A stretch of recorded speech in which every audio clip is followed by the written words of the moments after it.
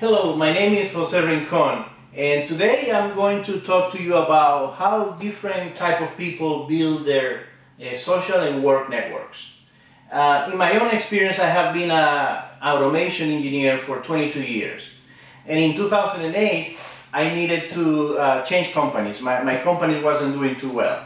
So I did what everybody in that moment would do. I prepare my resume and send it to different enterprises trying to search for a job. But I had no answer. There were no calls, and 6 months passed, and I started to get worried. So I went to the LinkedIn app, update my resume, and I saw a friend of mine, a college from years ago, we had helped each other then. And I said, well, he's working in a nearby company. I'll text him just to see if something is going on there. Well, a week later, I was working for that company. So, to summarize, that tells you the power of networks. However, networks are not only to look for jobs. Networks are more powerful than that. They can help you not only advance in your career, but grow as a person in general.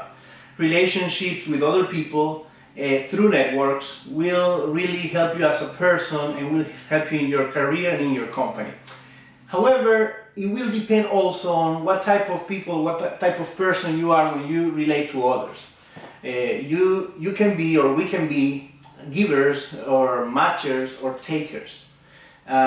Givers, as the word says, are people who actually naturally they tend to give to other people, help, support, volunteer for tasks that others don't want to volunteer for, and that's what givers do.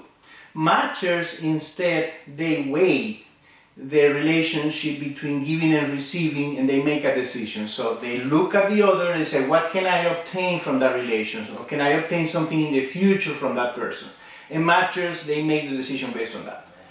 Takers are what I like to call the vulture birds of their relationships. You know, the vulture bird is a bird that eats from dead animals, meat from dead animals, but nobody eats from themselves. Nobody likes how their skin or their meat tastes, because it's very, very dry and very bad. So that's kind of in general what these three relationships are. We're gonna look at in details during the conversation about this.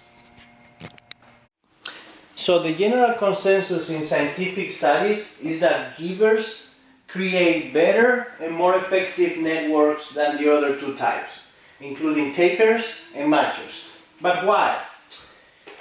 Well, one of the main reasons is the lack of responsibility bias. The givers are not thinking that the other person is going to hurt you or the other person is going to do bad to you when you help them. That's what the takers would think. The takers have a responsibility bias, thinking that they contribute more to the cause than anybody else. And this is reflecting their behavior, and therefore they break their networks.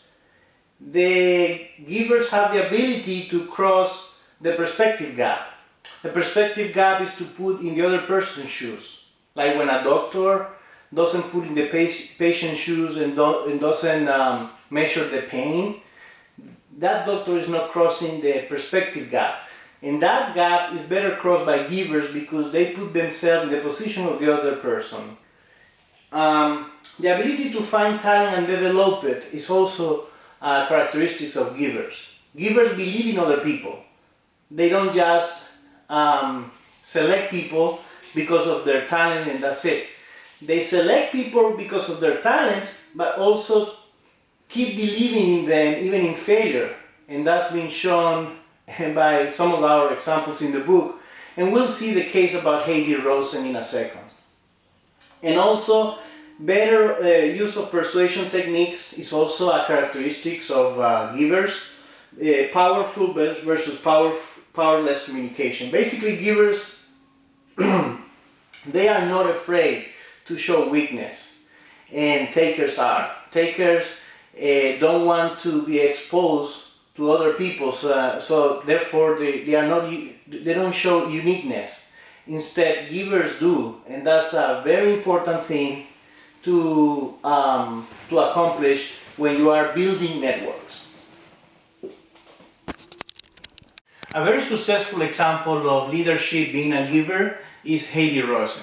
Heidi was is a venture capitalist from Silicon Valley who went from the bottom to the top of organization by creating powerful networks.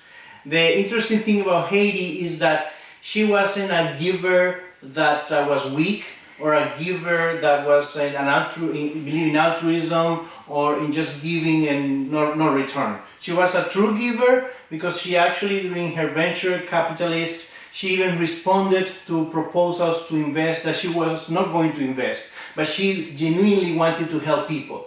But at the same time, she was strong and she was powerful, and people respected her in all Silicon Valley, in different jobs in Apple, and when she started her venture with her brother.